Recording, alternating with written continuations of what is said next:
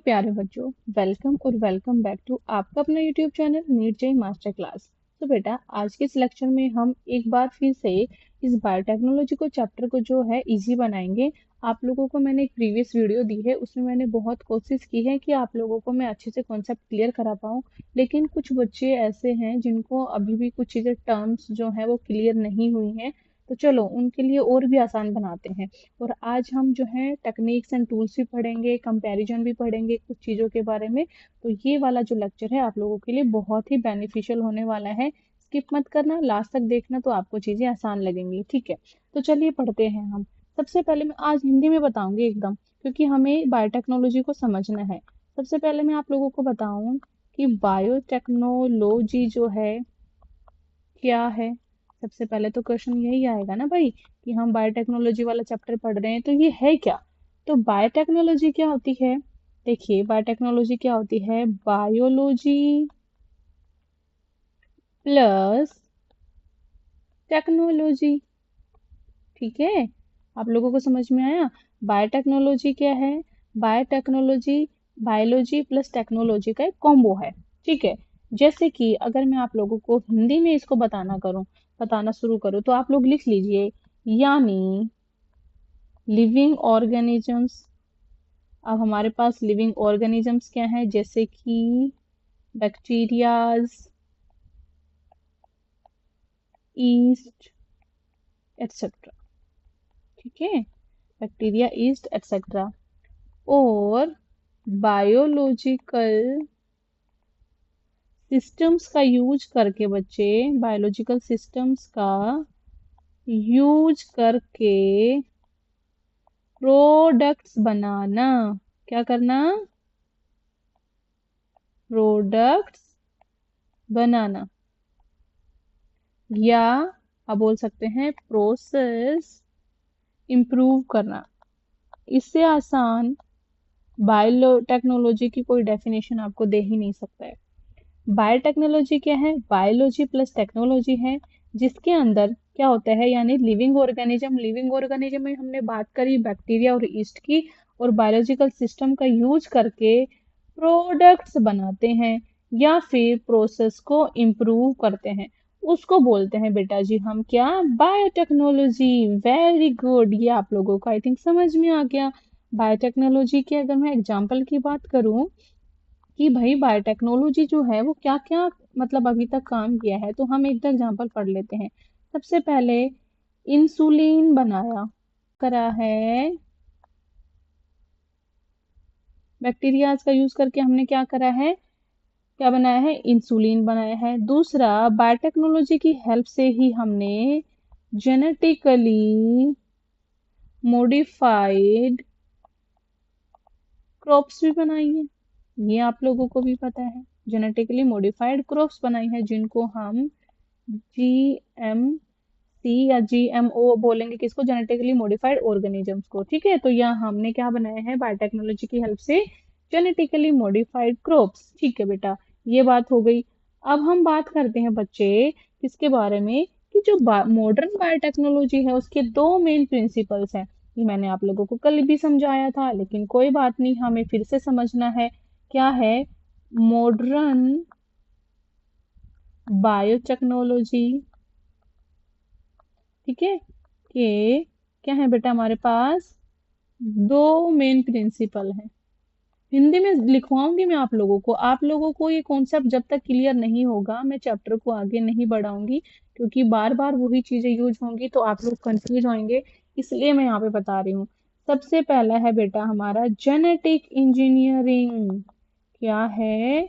Genetic engineering. अब मैं आप लोगों को देखो इसकी कितनी आसान भाषा में इसको समझाती हूँ कि जेनेटिक इंजीनियरिंग होता क्या है। देखिए बेटा, इसमें आपको एक बात समझनी है, डीएनए को कट और पेस्ट करना है बस। क्या करना है? डीएनए को कट करवाया और उसको पेस्ट करवा दिया। मतलब कि किसी ऑर्गेनिज्म का, मैं बोलूं यहाँ पे अगर मैं लिखना चाहूँ कि हमने किसी ऑर्गेनिज्म का क्या करा, जीन निकाला, मतलब कि उसको कट करा और दूसरे ऑर्गेनिज्म में डाल दिया, उसको पेस्ट कर दिया, तो उसको बोलेंगे हम जेनेटिक इंजीनियरिंग। तो आप लोगों को ये बात याद रखनी है, डीएनए टू कस्ट डीएनए को कट और पेस्ट हमने करवा दिया है, ठीक है। तो हमने किसी ऑर्गेनिज्म से, देखो मैं यहाँ पे लिखती हूँ, ऑर्गेनिज्म से जो है जीन निकाला, हिंदी में लिख रही हूँ बेटा मैं, निकाला, उसको बोल लेंगे कट करना। और दूसरे ऑर्गेनिज्म में उस जीन को जो है डाल दिया बच्चे, तो उसको बोल देंगे पेस्ट। यह समझ में आ गया जेनेटिक इंजीनियरिंग क्या होती है? डीएनए का कट पेस्ट करवाते हैं बस इसमें। ओके, अब हम पढ़ते हैं बेटा कि जो दूसरा इसका प्रिंसिपल है वो क्या है? बायो प्रोसेस इंजीनियरिंग है। क्या है? बायो प्रोसेस है, बायो प्रोसेस इंजीनियरिंग है। इसमें क्या करते हैं बेटा? बायो प्रोसेस इंजीनियरिंग में बहुत आसान तरीके से समझा रही हूँ।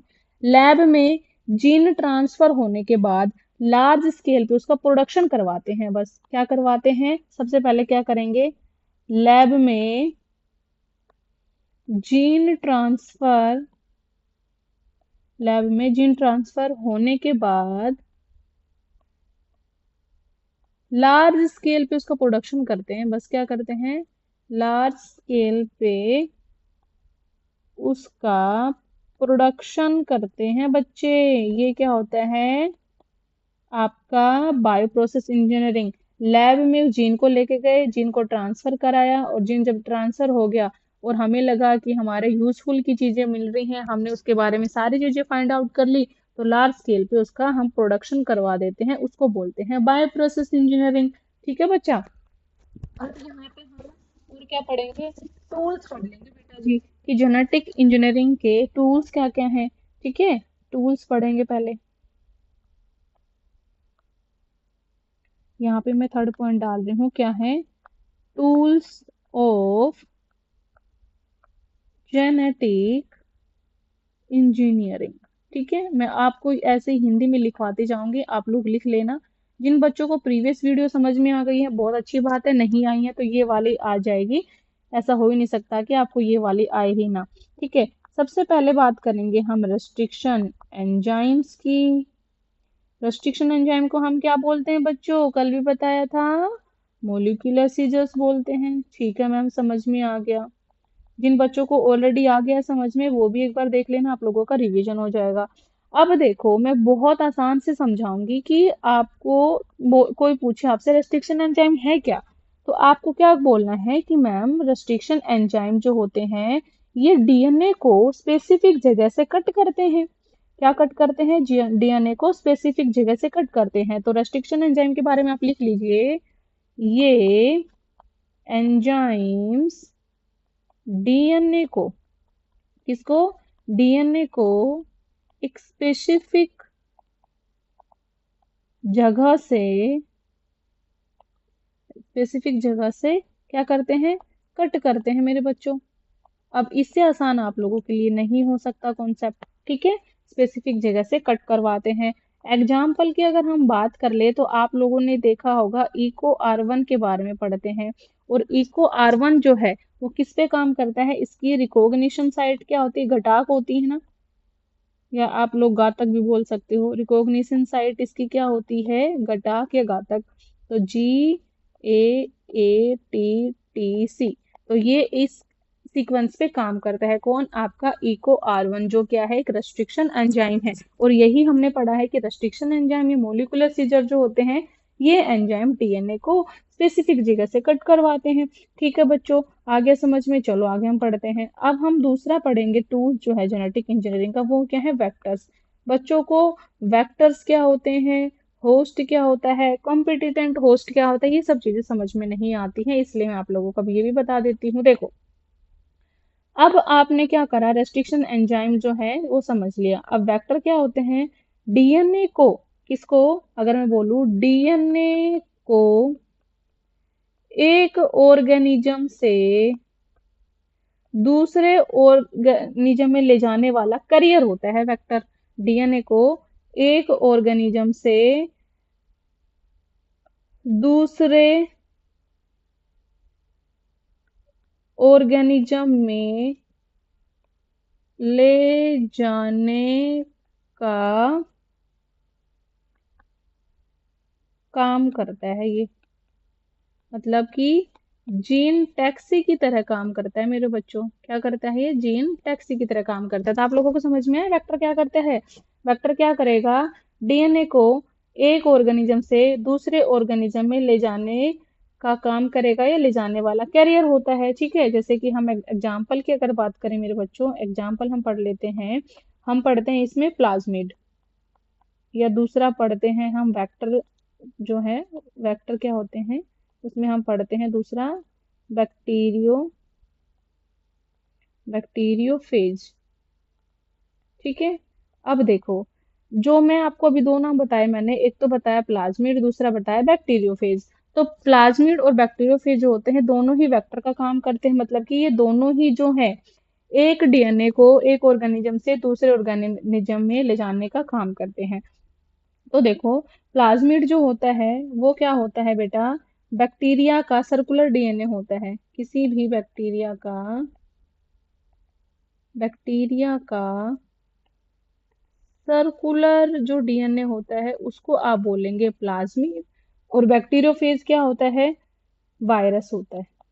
ठीक है, अब मैं अगर मान लो आगे चैप्टर में यूज करूं कि प्लाज्मिड है या फिर बैक्टीरियोफेज है, तो आप लोगों को समझ जाना है कि ये कौन है। ये दोनों वेक्टर्स हैं। और वेक्टर्स क्या काम करते हैं? डीएनए को एक ऑर्गेनिज्म से दूसरे ऑर्गेनिज्म में ले जाने वाले कैरियर्स होते हैं। अब समझ में आ गया? इससे आसान बेटा आपको कहीं नहीं मिलेगा।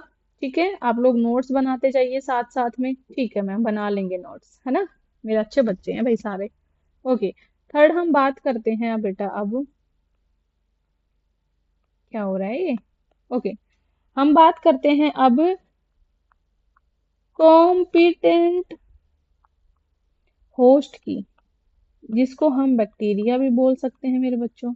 क्या बोल सकते हैं? बैक्टीरिया भी बोल सकते हैं।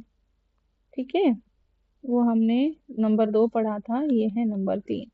ठीक है, कॉम्पिटेंट होस्ट। ठीक है, कॉम्पिटेंट होस्ट वो होता है वो ऑर्गेनिज्म जिसमें जीन डाला जाता है। क्या होता है कॉम्पिटेंट होस्ट? जिसके अंदर जीन डाला जाता है। तो आप लिख लीजिए, वो ऑर्गेनिज्म जिसमें जिसमें जीन डाला जाता है। ठीक है, एग्जाम्पल है इसका, जैसे कि कॉमन एग्जाम्पल इसका हम लेते हैं ई कोलाई। तो जो ई कोलाई होता है वो क्या होता है? आपका एक कॉम्पिटिटेंट होस्ट का काम करता है। मतलब कि वो ऑर्गेनिज्म जिसमें हम जीन डालने जा रहे हैं वो क्या होता है आप लोगों का? कॉम्पिटिटेंट होस्ट। ठीक है, स्टेप्स की अगर मैं बात करूं जेनेटिक इंजीनियरिंग में, ये हमने पढ़ लिया था, लेकिन मैं आप लोगों को आगे बहुत अच्छे से मैंने लिखा हुआ है उसके बारे में बताऊंगी। फिर भी मैं बता देती हूँ, फोर्थ आता है आप लोगों का इसमें steps of genetic engineering. Steps of genetic engineering. Spelling शायद गलत लिख दी ना मैंने इंजीनियरिंग की।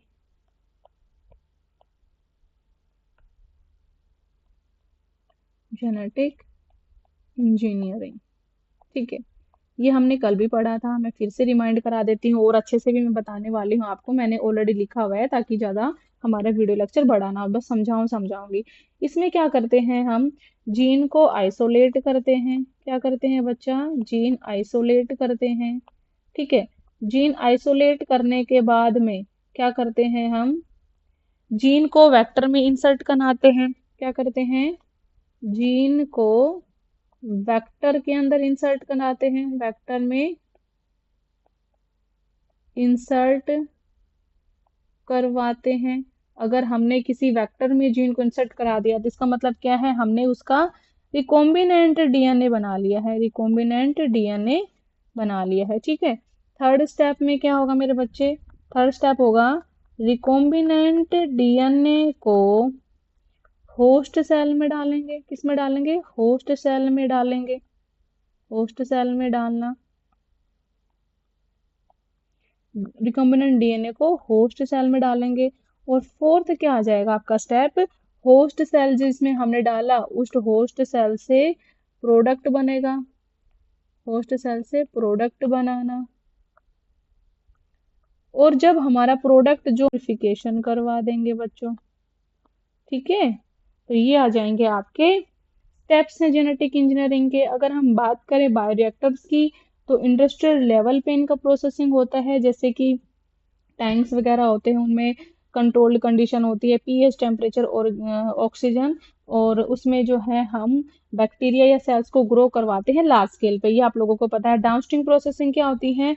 प्रोडक्ट जैसे कि इंसुलिन हो गया, उसको प्योरीफाई करना है तो हम डाउनस्ट्रीम प्रोसेसिंग करवाएंगे, टेस्ट करेंगे, पैक करेंगे, सेफ बनाएंगे और उसका यूज करवाने के लिए मार्केट में भेज देंगे। ठीक है, तो बेटा जो मैंने अभी अभी आप लोगों को बताया कि स्टेप्स जो होते हैं जेनेटिक इंजीनियरिंग के अंदर, ये होते हैं कि जीन को आइसोलेट करा, जीन को वेक्टर में इंसर्ट करवाया, फिर रिकॉम्बिनेंट बना के होस्ट सेल में डाला, फिर होस्ट सेल से प्रोडक्ट बना, प्रोडक्ट को प्योरीफाई करके हमने मार्केट में भेज दिया। अब हम बात करेंगे यहाँ पे, मैंने कुछ अच्छी अच्छी चीजें लिखी हुई हैं आप लोगों को, थोड़ा सा अब हम लैंग्वेज के अकॉर्डिंग चलते हैं। वो तो हमने आसान सी भाषा में पढ़ लिया हिंदी में, अब हम थोड़ा सा इसको टेक्निकल वर्ड्स की फॉर्म में पढ़ते हैं ताकि आप लोगों को ये चैप्टर आसान लगे। अब देखो मैं आप लोगों को और अच्छे से बताती हूँ, steps in recombinant DNA technology. DNA technology के अंदर क्या क्या स्टेप्स हैं मेरे बच्चों? पहला स्टेप आता है जीन का आइसोलेशन, जो हमने पढ़ा यहाँ पे कि जीन को आइसोलेट कराते हैं। ठीक है, और उसके बाद में देखो क्या हुआ स्टेप में, क्या हुआ पहले में जीन आइसोलेशन, इसमें हुआ क्या, what happens, desired gene is cut from donor DNA. मान लो कोई डोनर डीएनए है, उस हमें चाहिए उस डोनर डीएनए का डिजायर्ड जीन, तो उससे हम उसको ले लेंगे, तो उस प्रोसेस को बोलेंगे जीन आइसोलेशन। और ये जो डिजायर्ड जीन है बेटा, वो कैसे मिलेगा हमें? रेस्ट्रिक्शन एंजाइम्स का यूज करके मिलेगा। रेस्ट्रिक्शन एंजाइम क्या होते हैं?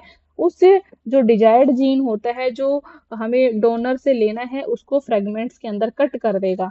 अब हमें डिजायर्ड जीन मिल गया, अब हम क्या करेंगे? Insertion into vector. जिस भी डोनर डीएनए से हमें डिजायर्ड जीन चाहिए था, रेस्ट्रिक्शन एंजाइम की मदद से हमें वो मिल गया, अब हम उसको क्या करा देंगे? इंसर्ट करा देंगे, किसके अंदर?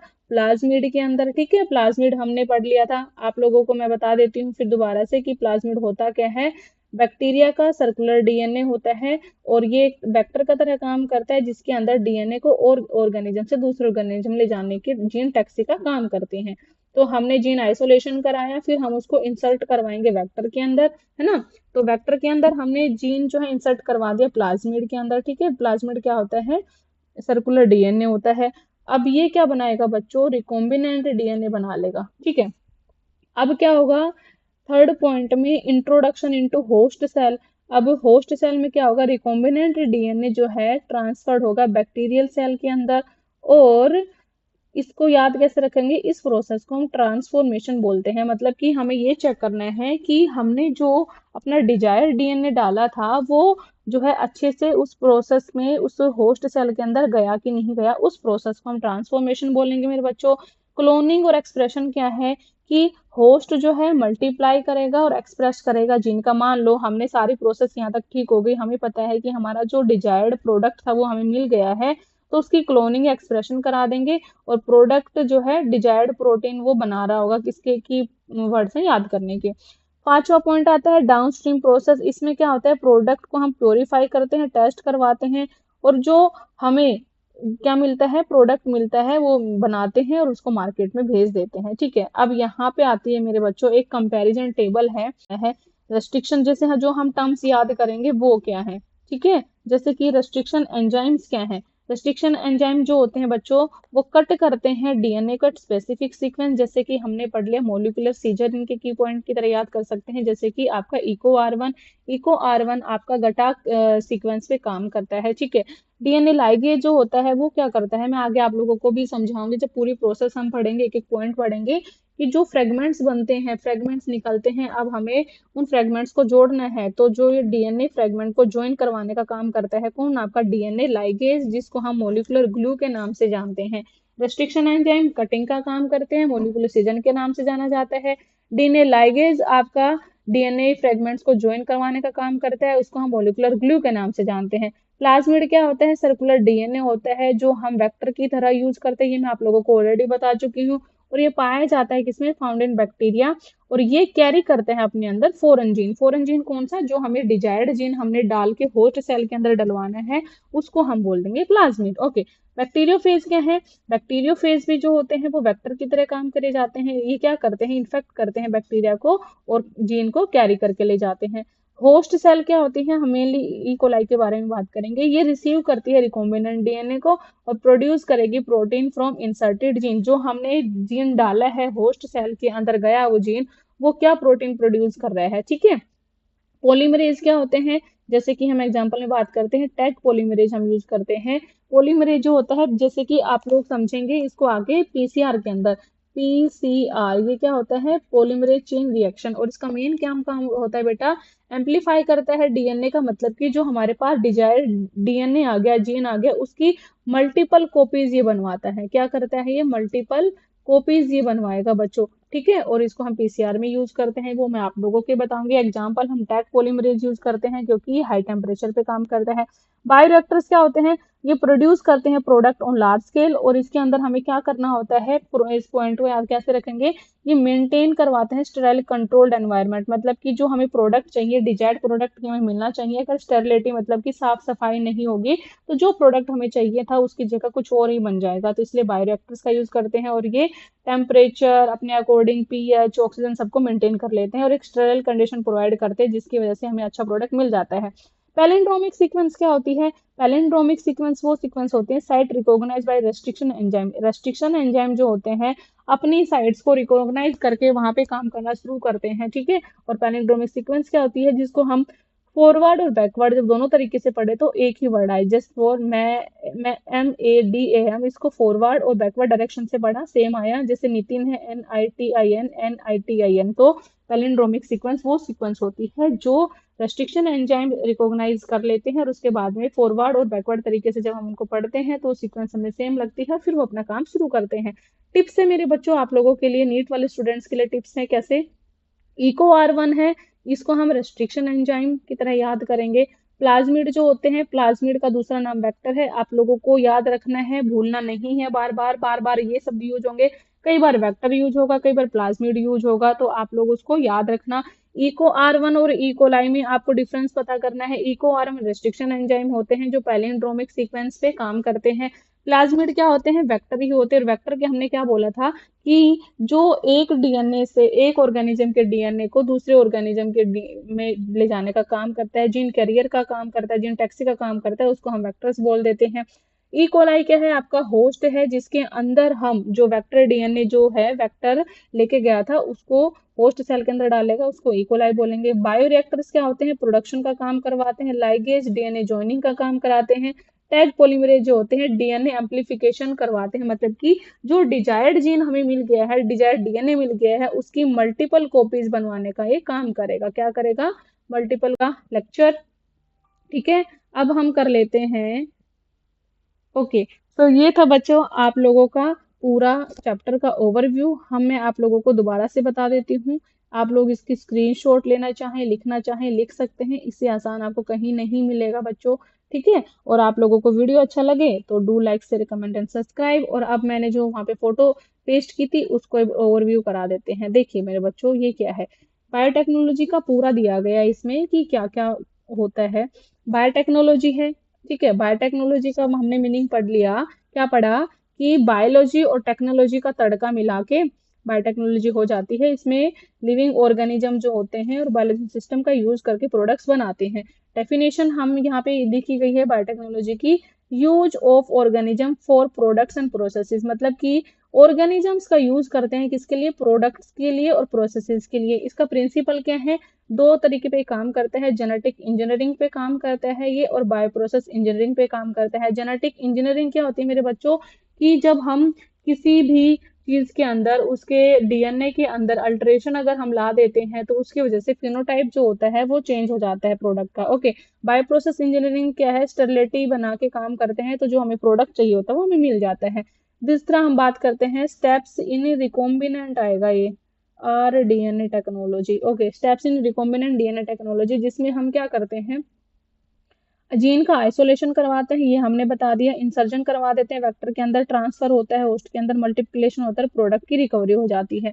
टूल्स जो होते हैं बेटा बायोटेक्नोलॉजी के अंदर, वो हम पढ़ते हैं मेनली रेस्ट्रिक्शन एंजाइम्स के बारे में, वेक्टर के बारे में और होस्ट के बारे में। ठीक है, तो इको R1 जो है आपका गटाक रीजन पे GAATTC, ठीक है, इस पे काम करेगा, है ना। और आपके रेस्ट्रिक्शन एंजाइम जो होते हैं मोलिकुलर सीजर का काम करते हैं, जिसमें कि अपनी स्पेसिफिक सीक्वेंस को जान के उसके ऊपर कट लगा देते हैं। ठीक है, वेक्टर्स क्या होते हैं? वेक्टर्स वो होते हैं जो जीन को कैरी करते हैं एक ऑर्गेनिज्म से दूसरे ऑर्गेनिज्म में जाने का, या आप लोग इनको बोल सकते हैं जीन टैक्सी।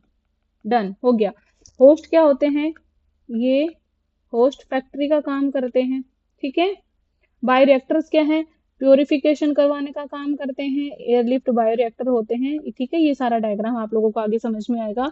और बायोटेक्नोलॉजी के अंदर हम क्या करते हैं? डाउनस्ट्रीम प्रोसेस होती है जिसके अंदर प्योरिफिकेशन होता है एज वेल एज क्वालिटी को कंट्रोल किया जाता है। उसके बाद में उस प्रोडक्ट्स को मार्केट में सेल आउट के लिए बेच दिया जाता है। So that's all about your biotechnology. देखो कितना आसान था ना, इससे आसान आप लोगों को कहीं नहीं मिलेगा मेरे बच्चों। ठीक है, तो इस वीडियो लेक्चर को करते हैं हम एंड। उसके बाद में जो है नेक्स्ट प्रोसेस, जो नेक्स्ट लेक्चर आएगा, वो मैं एनसीईआरटी का पैराग्राफ टू पैराग्राफ आप लोगों को रीड आउट कराऊंगी। सो चैनल को सब्सक्राइब करना नहीं भूलना, अपने दोस्तों तक पहुंचाना नहीं भूलना। बाय बाय बच्चों।